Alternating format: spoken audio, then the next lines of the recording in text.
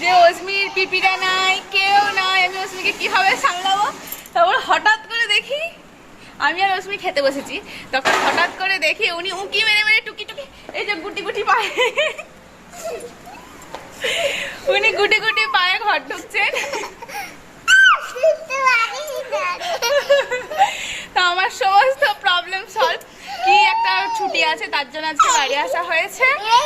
গতকাল রাত্রে বর্ধমানে এসেছে, বর্ধমানে থেকে ওর একজন ভাইয়ের কাছে রাতে ছিল। রাত্রে যখন আমাকে ফোন করে তখন কিছু বলেনি, তারপর সকালবেলায় দেখছি চুপচাপ আসছে।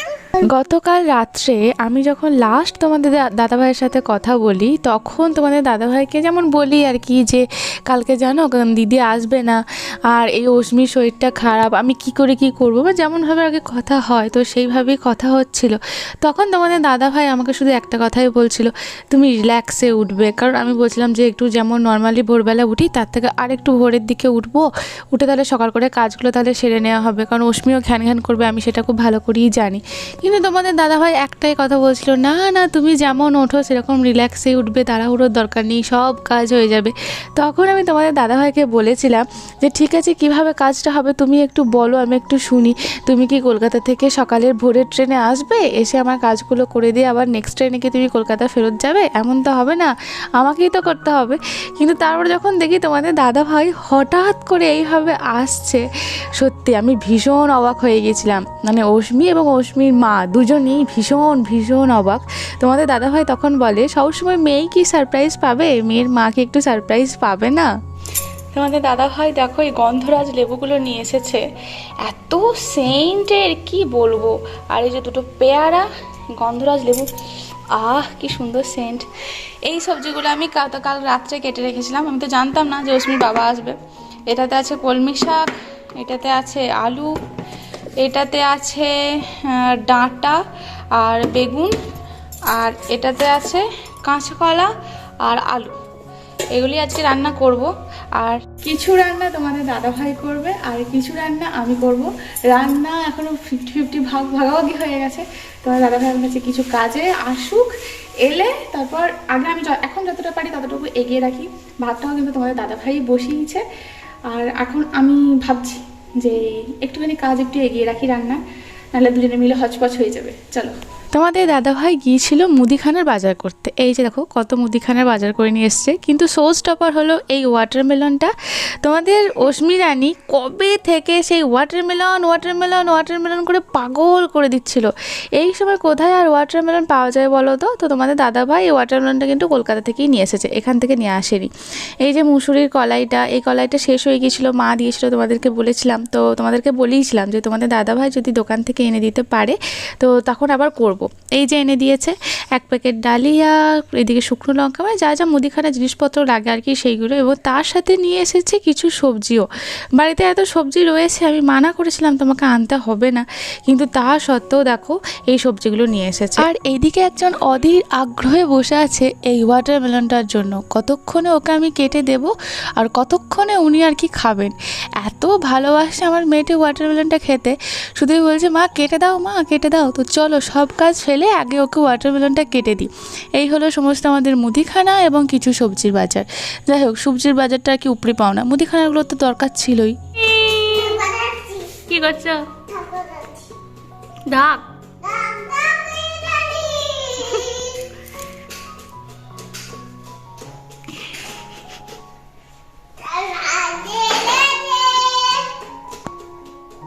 অস্মির এত দিনের অপেক্ষার শেষমেশ অবসান ঘটতে চলেছে। তো ওয়াটারমেলন উনি এখন খাবেন। বাপরে, ওয়াটারমেলন করে মানে মাথা পাগল করে দিচ্ছিল অস্মির আর অস্মির বাবার। অস্মির বাবা যখনই কোথাও বাড়ির বাইরে পা রাখছে আমার জন্য ওয়াটারমেলন নিয়ে আসবে। তো যাই হোক, এটা যেহেতু অসময়ে তরমুজ, তো তার জন্য আমার মনের মধ্যে একটু ডাউট ছিল যে এটা লাল হবে তো। কিন্তু তারপর যখন এটা আমি কাটলাম, বাপ রে, যখন সিজন ছিল তখন যখন তোমাদের দাদাভাই তরমুজ নিয়ে আসছিল তখন এতটা লাল হয়নি যা এই সময়তে লাল ছিল, আর ভীষণ মিষ্টিও ছিল।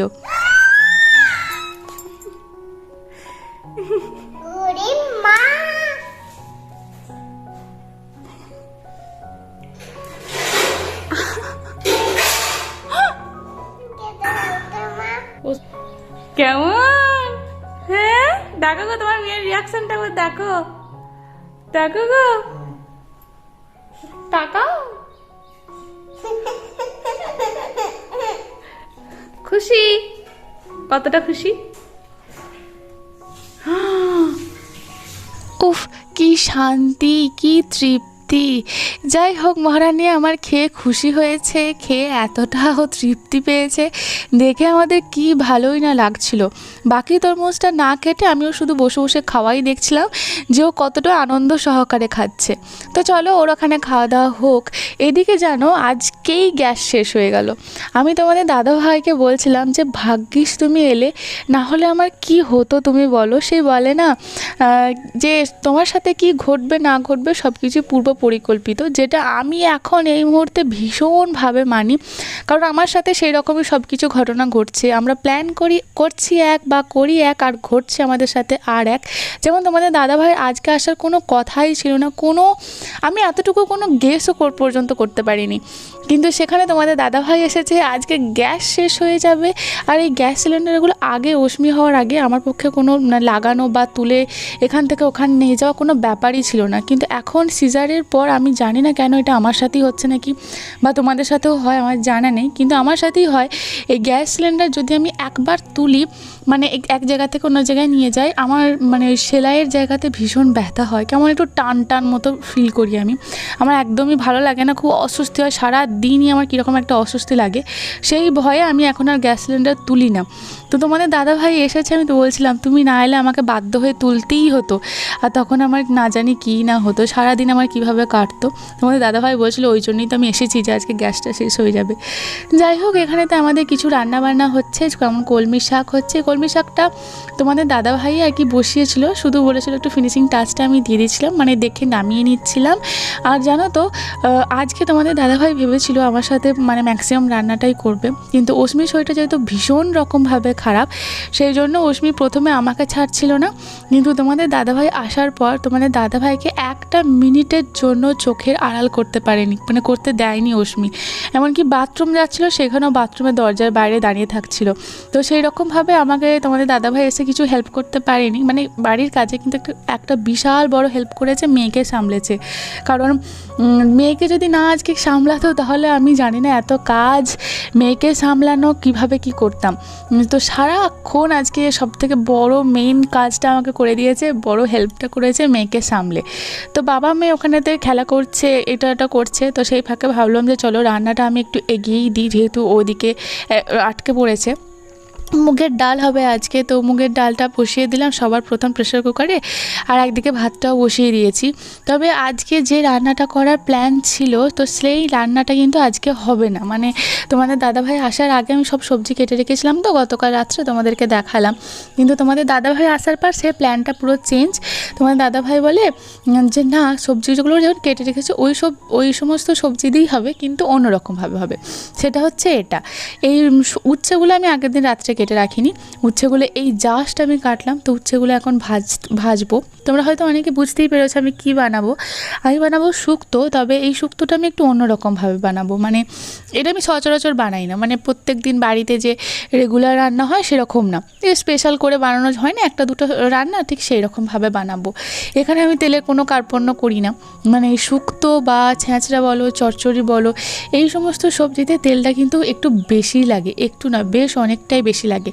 তো সবার প্রথমে আমি উচ্ছেগুলোকে ভালো একদম লাল লাল করে ভেজে নেব, তারপরে অন্য সবজি ভাজবো। উচ্ছেগুলো তুলে নেওয়ার পর ওই কড়াইতে আবার একটুখানি সর্ষের তেল দিয়ে, একটুখানি ছিল তো হতো না, ভেজে নেবো। এরপর বেগুনগুলো আমি আগের দিন রাত্রে মানে কেটে রেখেছিলাম।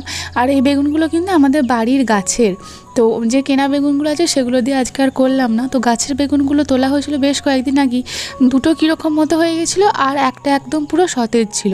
তো এই বেগুনগুলো ভাজতে ভাজতে কত কিছুই না হচ্ছিল।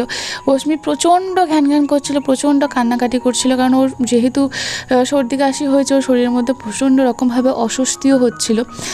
আর আজকে কিন্তু এই তরকারিটাতে আমি এক ফোঁটাও হলুদ দেবো না, তোমরা সেটা দেখলেই বুঝতে পারবে। যাই ভাজছি, উচ্ছেটাও ভেজেছি সামান্য একটু নুন দিয়ে, আর এই বেগুনটাও ভাজছি কিন্তু সামান্য একটু নুন দিয়ে। অনেকক্ষণ ধরে কিছু আওয়াজ পাচ্ছিলাম না দেখে ঘরের মধ্যে কি দেখতে গিয়ে দেখলাম ও মা, এখানে মেয়ে আমার আপন মনে খেলছে। মানে সকালের পর থেকে এই প্রথম আমি ওকে একটুখানি আপন মনে খেলতে দেখছি। তোমাদের দাদা ভাই গেছে একটু কাজে মানে বাইরেই আর কি রয়েছে, একটু ওর সাথে সাড়াও দিচ্ছে, কথাও বলছে। দেখি মেয়ে আমার আপন মনে খেলে যাচ্ছে। মায়ের লিপস্টিক নিয়ে এইসব হচ্ছে না। কপালটা দেখি কি করলি, বাহ খুব ভালো হয়েছে, খুব ভালো হয়েছে। হ্যাঁ আয়নায় দেখে নাও, খুব ভালো হয়েছে। বেগুনগুলো ভাজার পর কিন্তু আমি এখানেতে গ্যাসটা অফ করে দিয়েছিলাম। প্রায় আবার আধ ঘন্টা 40 মিনিট পর এসে আবার বাকি রান্নাটা করেছিলাম, কারণ এই যে 11টা সাড়ে 11টার মতো প্রায় বেজে গিয়েছিলো। তো অস্মিকে ফল খাওয়ানো, স্নান করানো, এটা ওটা করতে গিয়ে একটু দেরি হয়ে গেছিলো। তো চলো, বেগুনগুলো তো ভাজা হয়ে গিয়েছিলো, সেটা তুলে রেখে দিয়েছি। তো এরপর আমি আবার কড়াইতে সর্ষের তেল দিয়ে ভেজে নেব কাঁচা কলা। হ্যাঁ, এই রান্নাতে সব কিছু ভাজতে হয়, যত ভাজবে তত টেস্ট আর কি এর আসবে। তো কাঁচা কলাগুলো ভেজেছিলাম, যদিও তোমাদের দাদাভাই বলছিল যে কাঁচা কলাগুলো ভাজার কোনো দরকার নেই, কিন্তু কি আর করা যায়, কিন্তু ভাজতে হয়। তো ভাজলে আর কি টেস্ট ভালো হয়। আর বানাচ্ছি যখন একটু স্পেশালভাবে তো ভেজেই নিই, রোজ রোজ তো আর এইভাবে ভেজে রান্না হয় না। তো আবার একটু সামান্য নুন দিয়ে পুরো সমস্ত কাঁচকলাগুলো যেগুলো ছিল তো সেগুলো সমস্ত কিছু একটু ভালো করে ভেজে নিয়েছিলাম। কাঁচকলাগুলো আগের দিনে কেটে রেখেছিলাম, তো যখন কাটছিলাম পুরো একদম সাদা দুধের মতো ছিল, কারণ একদম ফ্রেশ কাঁচকলা, মানে একদম গাছ থেকে টাটকা তুলে নিয়ে এসে কেটেছিলাম। কিন্তু এই রেখে দেওয়ার পর আর এই যখন রান্না করছি তখন একটু কালো কালো মতো হয়ে গিয়েছিলো। তো একটুখানি দেখি কীরকম লাগছিল, কিন্তু কিছু করার নেই, কাঁচকলা এরকমই, যখন কাটবে তখন এর একরকম হয়, তারপরে তো একটুখানি কষটা বেরিয়ে গিয়ে এরকম কালো কালো হয়েই যায়। চলো, আমার ভাজাভুজি প্রায় সব কিছু কমপ্লিট। তবে হ্যাঁ, এখানেতে আরও যদি কিছু সবজি থাকতো আরও ভালো হতো, তবে কাঁচকলাতে মেনলি এই সবজিগুলোই যায়, আরও সবজি আছে সেগুলো আমি দিচ্ছি। তো কড়াইতে আবার সর্ষের তেল, অনেকটা সর্ষের তেল পরিমাণে আমি দিয়েছি। এরপর দিয়ে দেবো দুটো বড় বড় তেজপাতা। তো তেজপাতাটা প্রথমে দিলাম, তো তারপরে দিয়েছিলাম একটুখানি 5 ফোড়ন, তো তারপরে দিয়েছিলাম সর্ষে বাটা আর আদা বাটা। এই রান্নাতে কিন্তু কোনো রকমভাবে রসুন বাটা যায় না, তো আমি রসুন বাটা দিইনি, শুধুমাত্র সর্ষে এবং তার সাথে আমি আদা বেটে রেখেছিলাম, তো সেটাই আমি দিয়ে দিয়েছিলাম প্রথমে। এরপর কিছুক্ষণ মশলাটা আমি কষাতে থাকবো। তবে তোমরা অনেকেই বলেছো যে সর্ষে দিয়ে বেশিক্ষণ কষাতে নেই, সর্ষে দিয়ে বেশিক্ষণ কষালে একটুখানি তেতো তেতো হয়ে যায়। হ্যাঁ, অনেক সময় হয়ে যায়, আবার অনেক সময় হয়ও না দেখেছি। তো একটু সামান্য রকমভাবেই আর কি কষিয়ে নিয়েছিলাম। এদিকে যখন রান্নাটা করছিলাম তখন হঠাৎ করে এরকম মুষলধারায় বৃষ্টি শুরু হয়ে যায়। ভীষণ রকমভাবে রোদ ছিল, কিন্তু শরতের মেঘ যাকে বলে, যেখানে একবার দাঁড়ায় সেখানেতেই হয়। তো সেখানে দিয়ে এত মুষলধারায় বৃষ্টি হচ্ছিল, অবাক হয়ে গেছিলাম। আর এদিকে কারেন্টটাও চলে গেছিলো। তো যাই হোক, চলো, কি সুন্দর, কি ভালোই না লাগছিল, কি গরম, আর তার মধ্যে এক পশলা বৃষ্টি। যদিও এটা বেশিক্ষণ স্টে করেনি, 2 থেকে 3 মিনিট পরই বন্ধ হয়ে গেছিলো। এই যে মোটামুটি মশলাটা আমার কষানো হয়ে গেছে, তো সামান্য একটু নুনও আর কি দিয়েছিলাম এর মধ্যে। তো এরপর আমি আলু আর সজনে ডাঁটা, যেটা আমি আগে থেকে সিদ্ধ করে রেখেছিলাম, তো সেই সিদ্ধ করা সজনে ডাঁটার আলুটা এর মধ্যে দিয়ে দিয়েছিলাম। দিয়ে ভালো করে একটুখানি কষিয়ে নিলাম, আর তারপর দিয়েছিলাম যে ভেজে রাখা, মানে কিছুক্ষণ কষিয়েছিলাম, যেটা এটা সিদ্ধ করা, তো বেশি ভাজার তো দরকার নেই। এরপর আমি এর মধ্যে দিয়ে দিয়েছিলাম আগে থেকে ভেজে রাখা কাঁচা কলাটা। তো কাঁচা কলাটা মানে যেহেতু আগে থেকে ভেজে রাখা আছে, তো এর তো স্বাদ তো অন্যরকম হবেই।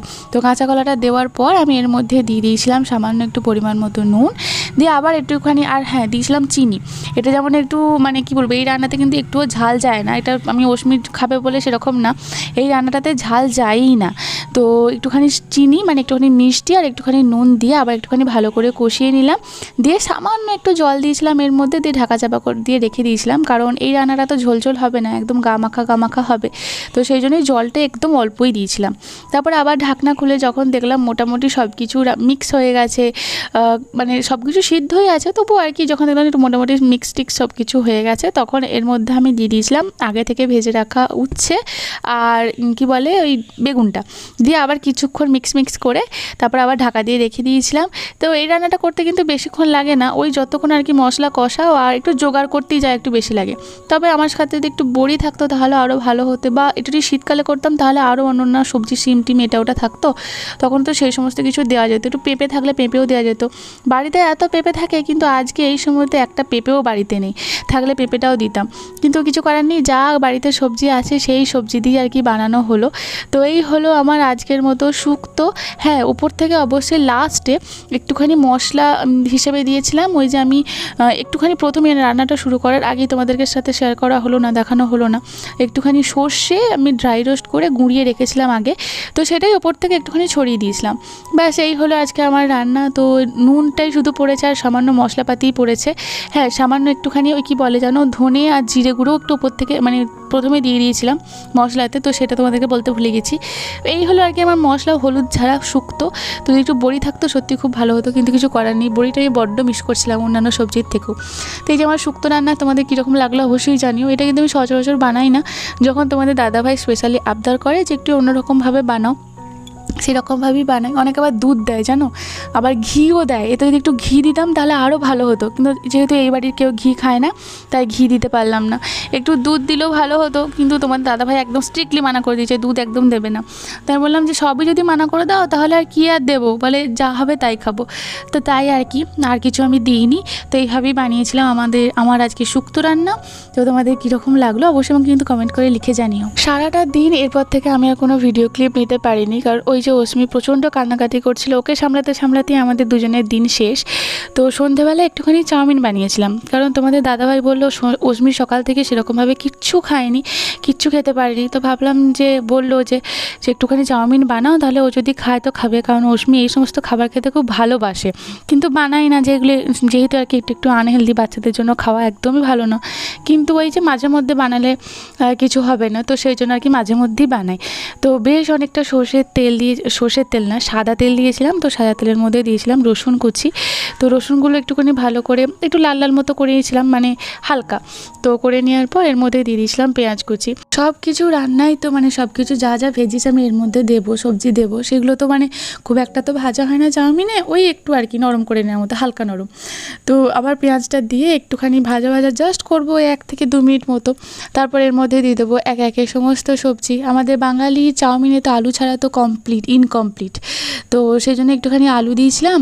তো আলুটা আবার কিছুক্ষণ ভাজা করে নিয়েছিলাম, তারপরে দিয়ে দিয়েছিলাম গাজর কুচি। তো আবার গাজর কুচিগুলো কিছুক্ষণ ভাজা করে নিয়ে তারপরে দিয়ে দিয়েছিলাম বাঁধাকপি। তো বাড়িতে বাঁধাকপি ছিল, তো ভাবলাম যে দিই তোমাদের দাদাভাইকেও বললাম। না হলে সাধারণত কিন্তু জানো তো এর আগে আমি বহুবার চাউমিন করেছি ওই আলু পেঁয়াজ ডিম দিয়েই সেরে দিয়েছি, মানে আজকে একটুখানি গাজর ছিল বলে দিলাম, যেহেতু অস্মি খাবে আরও।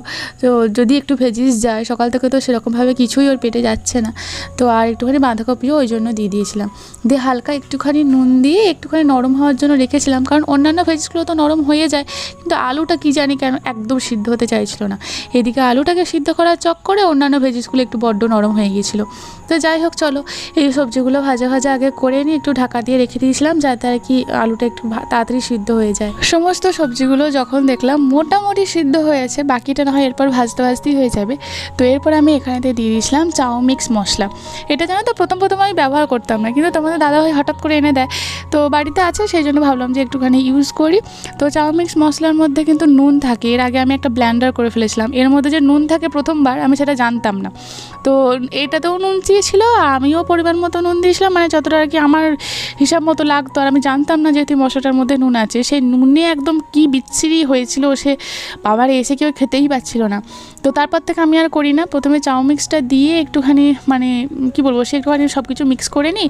তারপরে যখন যদি প্রয়োজন হয় যে হ্যাঁ দেখি যে হ্যাঁ একটুখানি নুনের প্রয়োজন আছে, তখন আমি নুন দিই। নাহলে প্রথম থেকে আমি ওই অল্প একটুখানি নুন দিই, জানি যে এটাতে কিছু হবে না, কিন্তু সেই রকমভাবে নুন আমি দিই না। তো যাই হোক, এই যে দেখো সমস্ত ভেজিস আমার এখানে চাউমিক্স মশলার সাথে মিক্স করা হয়ে গেছে।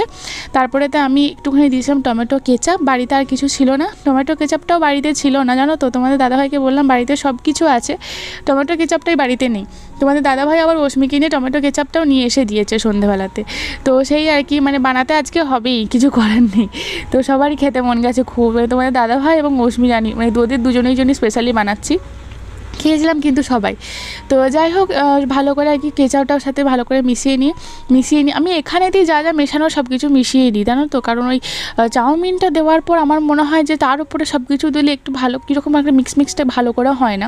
তো সেই জন্য এই সবজির মধ্যেই আমি সব কিছু দিয়ে আগে মিক্সটা করে নিই। এরপর যা যা নুডলসটা আমার আগে থেকে আমি একটুখানি নুন দিয়ে সিদ্ধ করে রেখেছিলাম, তো সেই নুডলসটাই দিয়ে দিচ্ছি এখানে, দিয়ে ভালো করে একটু মিক্স করে নেব। আবার একটু সামান্য নুনও দিয়েছিলাম, কারণ যেহেতু আগে থেকে আমি সেরকমভাবে কোনো নুন দিইনি, তো নুনটা একটু কম লাগছিলো, তো নুন দিয়েছিলাম। বাস আমার হয়ে গেছিলো আজকে চাউমিন রেডি।